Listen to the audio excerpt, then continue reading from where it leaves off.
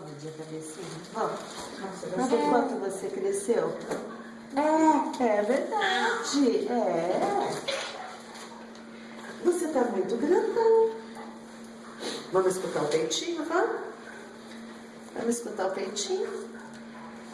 Tá gelado? Tá. Conta pra mim. Tá gelado? Tá. Tá?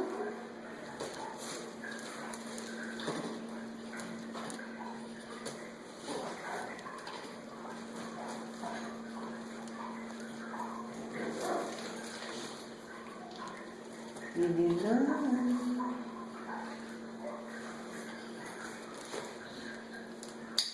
Meninão.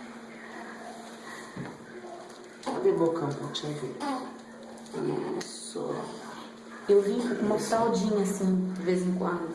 Molho, fraldinha, paga e dou uma limpada com o dedo. Perfeito. Foi meu cunhado que ensinou. Não faz todo dia não, né? Ei, ei, conta uma coisa pra mim, conta, moleque. Hein, cadê o moleque? Cadê? Tem um molequinho. Tem um molequinho aqui. Continua usando bebê. É um risco isso aí, tá? Opa, Risco opa, total. opa, opa, opa. Vai ter cachoeira.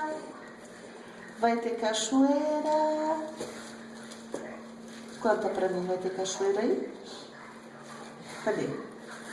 Cadê? Cadê? Hã? Pronto? Não tem mais cachoeirinha? Continua usando Bepanol. Tá ótimo. Tá muito bem, né? Perfeito. Mexe bem, tá funcionando. No pescoço ele assa Segura ele um bastante. pouquinho pra mim, Segura, por favor. Ele assa bastante no pescoço. No pescoço vai pondo maisena. Enche de maisena pra ficar bem sequinho. Coloco maisena. Aí uma vez ou outra eu coloco Bepanol, maisena, ele intercala. Mas ele briga, ele acha ruim, não gosta.